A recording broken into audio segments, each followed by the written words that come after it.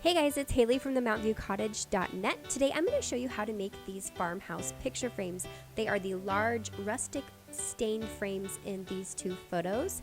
And this is a very super easy project for any level of DIYer. It doesn't require a ton of tools. So if you're wanting to get your hands on some DIY projects but you don't know where to start, this would be a great first project. So stay tuned and I will show you exactly how I made these frames.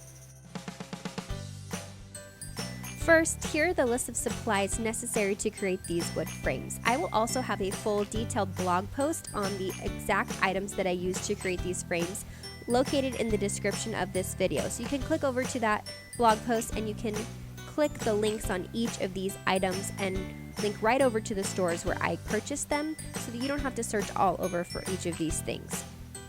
Now onto the supplies. First, you'll need wood. I use wood from Home Depot, but you could easily use pallet wood or scrap wood for this project. You'll need a drill. If you do not have a drill, that's fine. You can use a screwdriver. Fasteners, which I will have linked in the description. A nail gun or a hammer, either or works.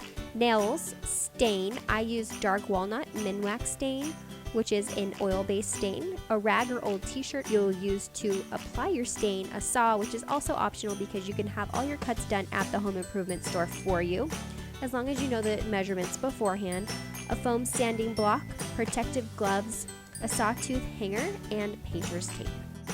Okay, let's get started. The first thing you need to do is determine what size you want your frame. The reason I made these frames to begin with is because my sister-in-law had these family pictures made, but the pictures themselves were a very strange size and there were no standard picture frames at the store that she could use for these pictures. So instead of having to chop these pictures down or crop them, we just made custom frames for them. So measure the long edges of your picture first and then write down those dimensions. Go ahead and take your tape measure and measure the first piece of your wood. This will be the long sides of your picture frame, and you want to measure them and mark them 1/2 inch smaller than the actual picture itself. That's because you don't want the picture to fall through the opening of the frame. You want it to be a tad smaller so that it rests against it. Then take those to your saw and cut 2 identical pieces. If you do not have a saw, you can have these cuts done for you at Home Depot. You'll just need to know your measurements beforehand. Use your foam sanding block to really sand off the edges and make them nice and smooth and not splintery. Go ahead and put those 2 pieces on your template, or if you're actually using your picture as your template, put them on top of the picture and make sure that they measure smaller than your picture and they are the size that you were going for. Then go ahead and pull out your tape measure again and measure the side length of your sign's frame. Make sure that you have your pieces of wood that are already cut positioned correctly so that it is not too wide or too small. Based on those measurements, you will then go ahead and cut 2 identical pieces from your framing wood. Once again, you're going to want to sand the edges of them and line them up with the top and bottom pieces so that you can make sure that your frame is the correct size and that your opening is the perfect size for your picture or your work of art. Now you will go ahead and use these L-shaped fasteners to connect the 2 corner pieces for each 4 of the 4 corners on your frame.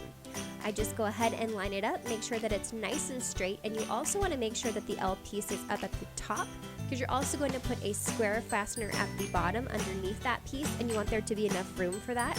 And then just use your drill or your screwdriver to go ahead and screw those into the wood. Make sure that you are screwing these fasteners onto the back of your frame. I actually chose to screw them onto the smoother edge because I really liked the rustic look that was on the quote-unquote back of the wood that I picked.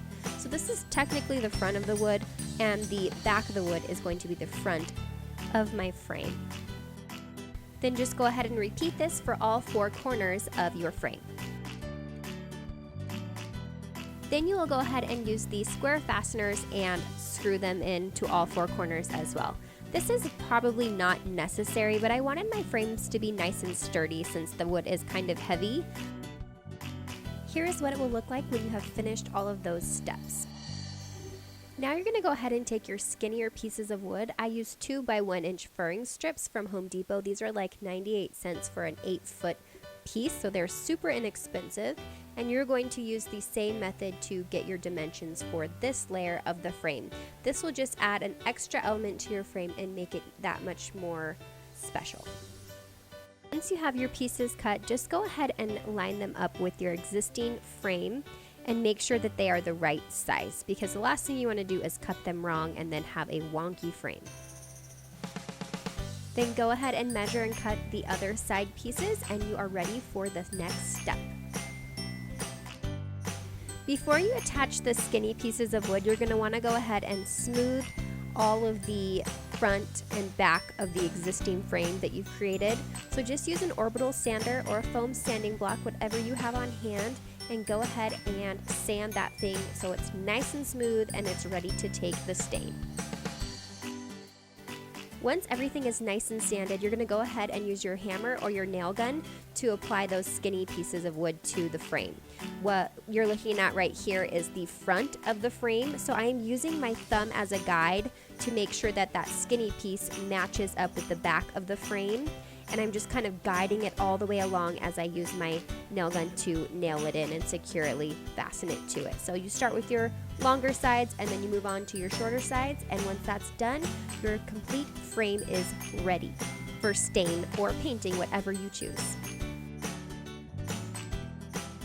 Then you're going to want to go ahead and put on some protective gloves, get your stain out. Once again, I am using Dark Walnut by Minwax, and use an old rag or t-shirt to go ahead and apply the stain to the entire frame.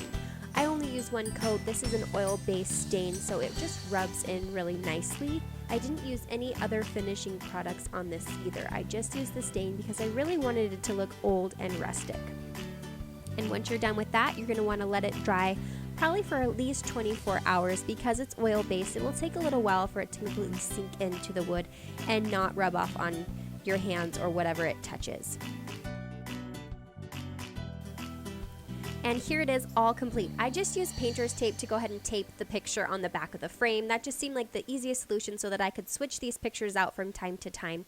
And then I also took a simple sawtooth hanger and I nailed it to the back of the frame so that I could hang it on my wall or anywhere that I chose. I hope you guys enjoyed this tutorial. I can't wait to see the frames that you guys make in your own home, so be sure to tag me on Instagram if you happen to use this tutorial to make your own.